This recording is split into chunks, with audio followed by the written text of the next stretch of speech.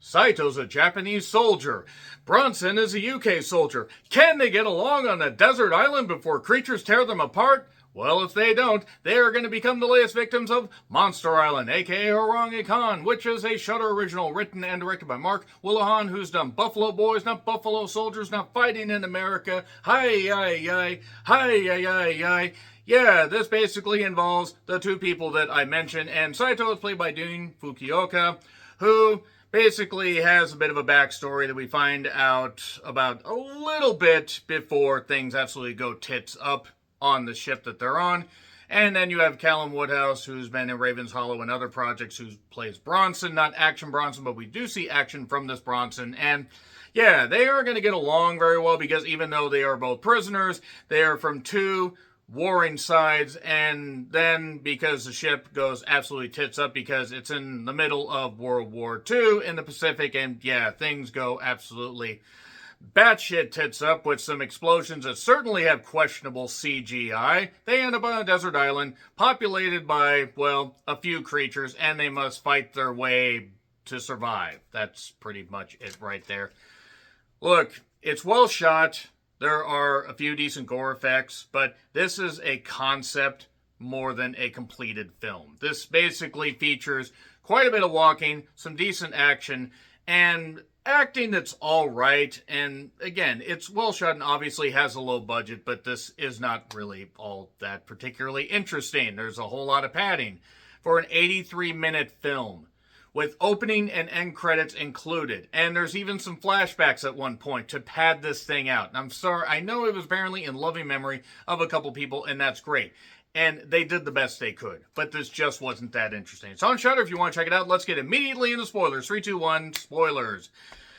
Yeah, so there really isn't a whole lot to dive into.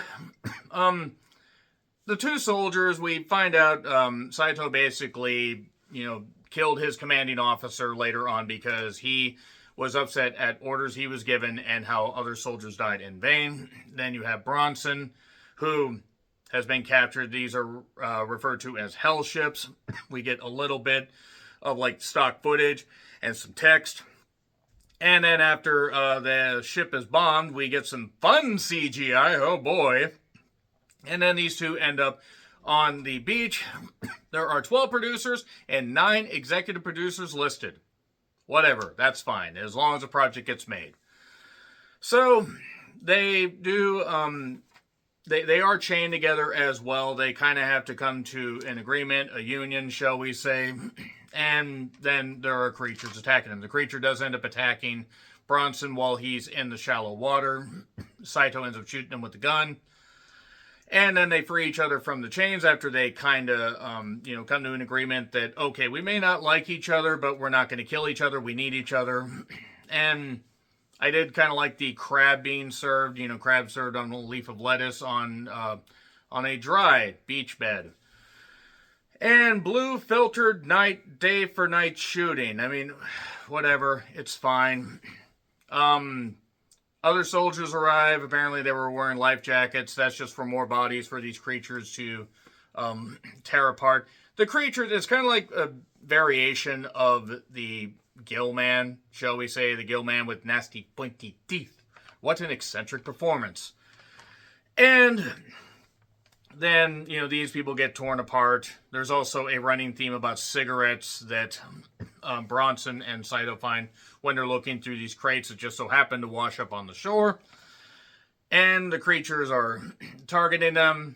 The creature effects are decent. The gore effects are all right. They are what they are. There was one point where the creature ripped out a guy's still beating heart.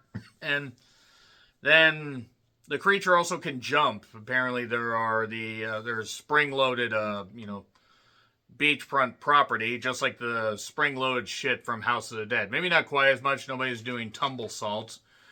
And they both basically have to fight, this creature to survive. And the next morning, Bronson's hurt, falls off this log, and falls into this river.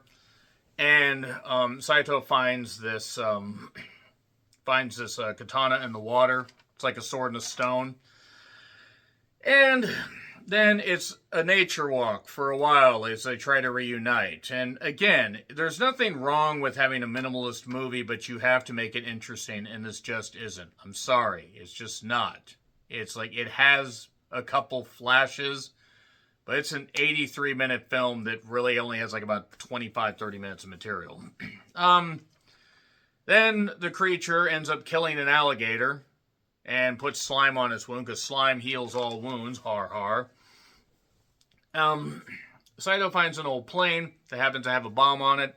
He also finds a guy that was hanging in a parachute that, his plane had crashed seemingly. And he had a gun, so he took the gun from him. And also found a pit where the creature was, or one of the creatures was, because humans have been here before, and they've been able to kill some of the creatures, but not all of them. Then Saito manages to find Bronson, brings him to this cave, says, hey, there's this egg hanging up there. Oh, don't kill the egg, because then the mother will be vengeful. Except, if she's the only creature left, you want to anger her, but it is what it is. And basically, they come up with the idea to take the bomb that's on a ticker. You have to, hit it with an axe, and then tick, tick, tick, boom, and it explodes, because that's what this movie needs, is more questionable explosions. And the idea is, because of that, one person's going to have to stay behind. So don't worry, they'll come up with that plan, or that plan actually will be made easier to decide who's going to stay behind once they get in more of a tizzy and in a fight with this creature that basically Saito ends up getting knocked out just briefly, long enough for Bronson to get mortally wounded, but not mortally wounded enough that he can't basically hit the goddamn bomb with the axe. Saito does end up shooting one creature in the eye completely, and shoots the egg, by the way, as well, so the baby's done, so okay, they can't reproduce. And then he basically, Bronson tells him to go, hands him something, I believe it was his dog tags or whatever it was, and hits the goddamn bomb, and eventually the bomb blows up. And then Saito fights the creature that he shot in the eye, or a creature. It's really hard to care at this point which creature he's going to be. He manages to kill one, and then he is suddenly rescued, and he's talking to a couple negotiators, there's a British guy. There's also a Japanese guy, translating, interrogating. And basically the idea is he killed his commanding officer. He didn't want his comrades to die in vain. There's a theme about cigarettes. Ask if there's anyone left on the island. No. And then we come back to the island, and there's more creatures. That's Monster Island. And Orang Ikan is what the creature is called. So there you go. That's it. That's Monster Island. It gets an F. It's just not interesting. It was well shot, but that's it. Agree, disagree, what I said? Like, share, subscribe, Twitter, Letterboxd, Blue Sky handles in the description. I'm John Rentlin. Until we meet again, happy trails to you.